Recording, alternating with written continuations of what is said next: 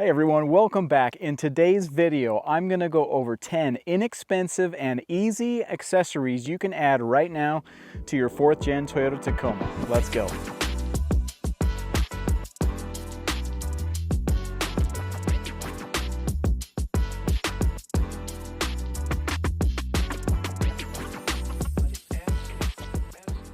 So in this video, I'm going to be starting with the easiest to install first, and then I'll work my way up to number 10, which is going to be a little bit more time consuming, but they're all very easy.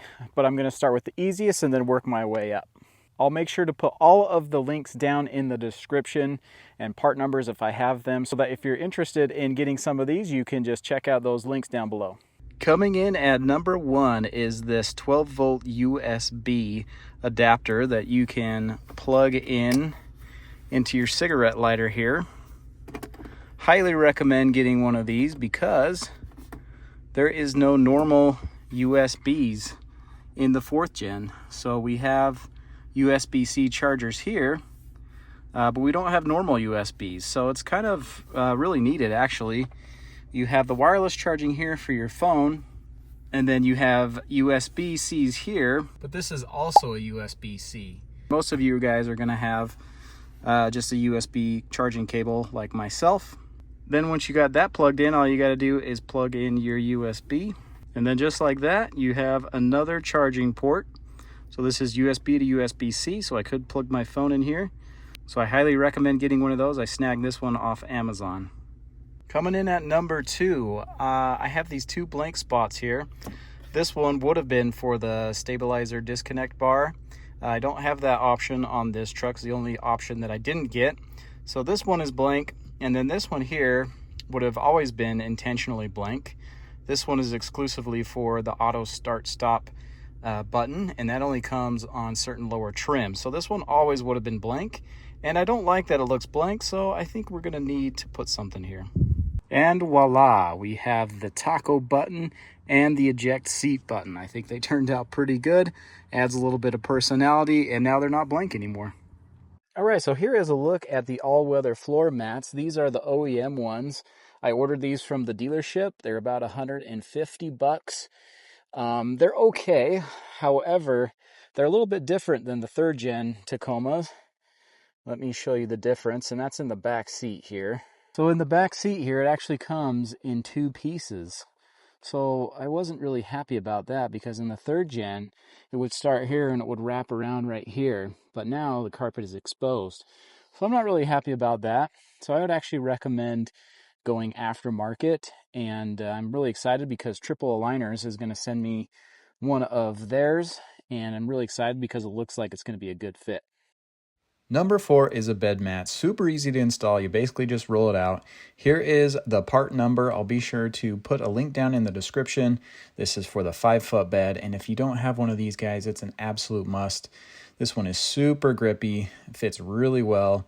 I got this from the Yoda Garage, which is local to me, so I didn't have to pay for shipping. So it's around 170 bucks if you can find one. They're kind of hard to find right now. And just so you know, guys, I did put the 3rd gen bed mat in my 4th gen, and it does not fit. So the bed is a different configuration, and you can see here that it actually hangs off the back a little bit, and it covers up your D-rings. So you need to get a 4th gen bed mat to fit in your 4th gen. You cannot use the 3rd gen. So it's just a completely different fit. And this one's held up really, really well. This was the OEM bed mat for my 3rd gen, and I've been really happy with it. But unfortunately, it will not fit. So just so you guys know. Now, if you're not interested in getting the OEM bed mat, if you want to do a little bit different, kind of aftermarket, this is a different option here. So this came from Triple Aligners, so shout out to them for sending this to me. And this is going to be a little bit different than the OEM bed mat. Now, it's dirty because I'm actually using it. I have the dirt bike out here and really kind of testing it out. And this is going to be a little bit different because it's going to keep the ripples here. And it's grippy. It's not as grippy as the OEM one, but it's still going to give you a lot of grip. Now you can see here that it is kind of bubbled up right here. That's because it comes shipped in a box and it's folded up. And so you have to lay it out in the sun, put some weight on it. And it looks like it just needs a little bit more of that because there's still just a little bump right there. but this will flatten out over time once it gets a little sun on it. So the benefit to this one is going to be that you're going to get a little bit of sidewall protection here, so it comes up. The OEM one does not do that. And so you can see it fits perfectly across the bed here. So you're going to get a little more extra protection this way. I did have to cut out this circle here for the tie downs. So that was pretty easy to do, though. I just got a razor blade and cut those out. You get a little bit of coverage here on your bolts here, which the OEM does not have that. And I did bring the OEM bed mat just for comparison here. You can see the difference in the two. There is no raised side on here like there is over here. So which one would you choose, the OEM one or the aftermarket one? Well, guys, that really comes down to you and what your preference is. This one's going to run you a little bit more. It's a little bit grippier. This one's going to be a little bit less expensive. You're going to get some of the sidewall protection, and it's going to maintain some of the pleats in here. So it really comes down to what your preference is and what your budget is. So the price on this bed mat is $120, and you can find it in their Amazon store, and I got a link down in the description. So if you're interested in that, go check it out. So here is the exhaust tip after the dealership had installed this for me. This is the black chrome, and I think it really just finishes it off, makes it look better. It sticks out, and it's very noticeable if you don't have this. So I think this just really completes the truck. This will run you anywhere from 80 to 100 bucks. All right, coming in at number 6 is a screen protector. Now this is a huge 14-inch display, and it's very glossy. You can see the fingerprints quite a bit. So I picked up a matte screen protector from OCD Plug. Pretty inexpensive, and so I'm going to install that now. Inside here you got a squeegee microfiber pad. Here's the actual screen. And then here is a water bottle that you fill with water and just a little bit of dish soap, and I've already done that. Okay, first thing you're going to want to do is peel off the tape here very gently. You're going to unroll this here, and you want to get it as flat as possible. So I'm actually going to roll it up the other way. I'm going to leave it like that for just a little bit while we get the screen prepped. First thing I'm going to do is I'm going to spray it down with some screen cleaner that I have.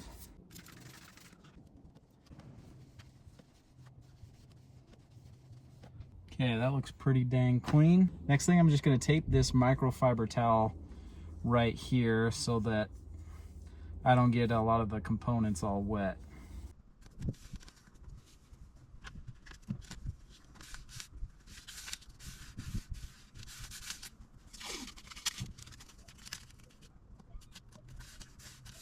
Okay, now what you want to do is grab your soap and water solution, and you're going to spray the screen. Don't be afraid to get it wet here. Also, you want to have this handy as well, because you're going to start to spray this down. We'll peel the backing off, and then we'll stick it on the screen. So you want to have it ready to go.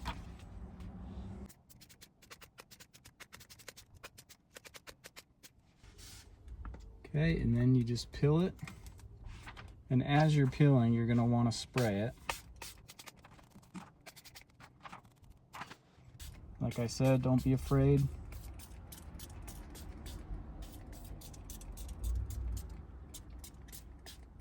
This solution is going to be your friend. Okay, now you can go ahead and stick it on here. You want to get it lined up as best you can.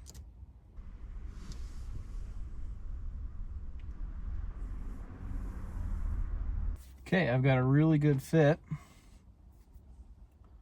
Starting to sag a little bit, but what I'm going to do is I'm going to take the squeegee, I'm going to put the microfiber towel around it, and then I'm going to work my way from the inside out. Just going to push all of these bubbles and water out, making sure that I have it where I want it.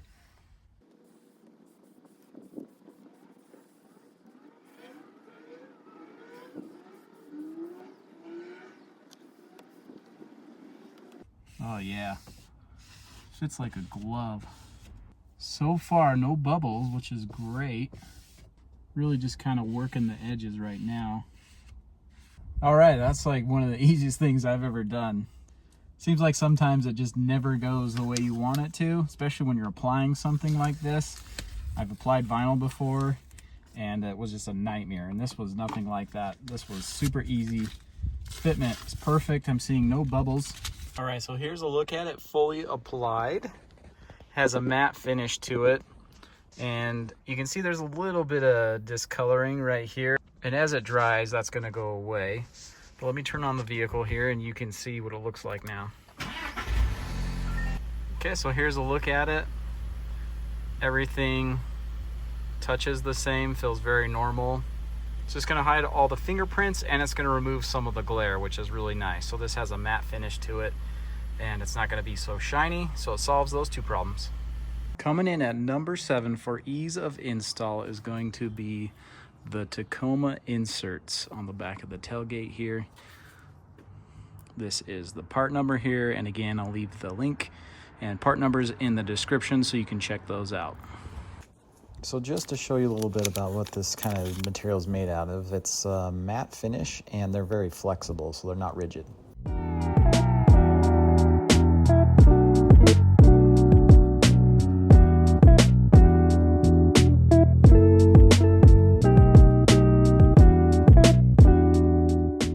All right, so there it is.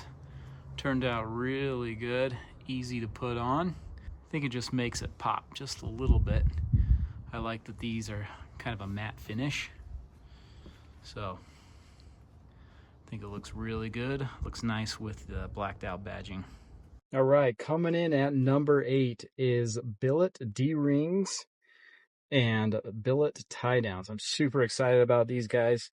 Shout out to Charvonia Designs and billetttiedowns.com. If you guys are interested in these, go check them out, guys. I'm super pumped. Check these out. Billet aluminum. So these are made in the USA, patent pending. Chose red because obviously my bike gonna match. They're gonna look so good. So that's the D-rings. Let's take a look at the tie downs here. Oh yeah.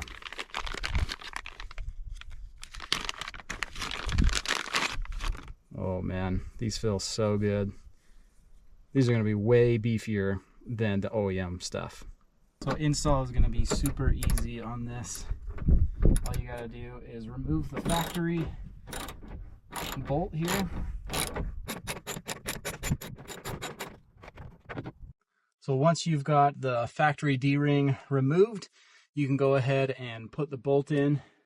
Make sure you keep the washers in the same order, and then they give you this new plastic washer on the bottom here. So once you got that in place, you can go ahead and screw it back in.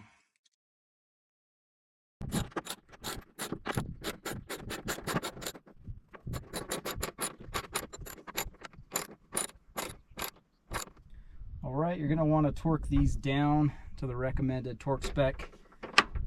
Didn't bring my torque winch with me, but I'll do that when I get home. And there you go. Looks so good. I mean, look at that. This thing is awesome. You tell me which one you'd rather have. This thing that looks like it came from Home Depot, or this billet aluminum tie down. So the cost on these D-rings are $149.99. And you might say that's a lot of money, but guys, this is a one-time purchase, and these are going to be way more useful and stronger than the stock stuff. One other cool feature is, if you can see here, they have little holes here that are drainage holes. So if any water gets trapped in here, it just drains out and it doesn't rust in there, which is a nice feature. There's also a little ball right here.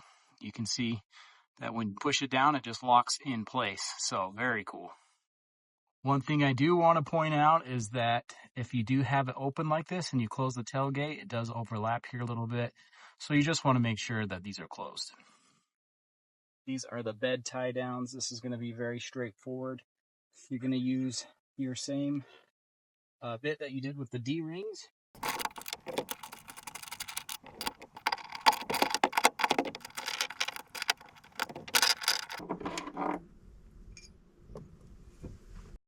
Just look at the difference in these two. I mean, this is so cheap.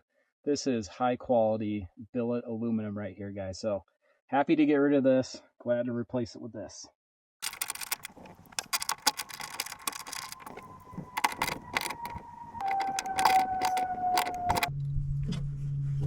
All right, there we go.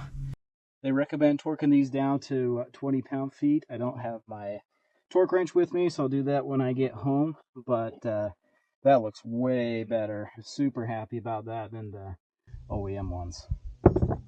Not only do these look good, but they're very functional. Check this out, guys. There is a hole right here so that you can use any type of hook here, whether it's large or small.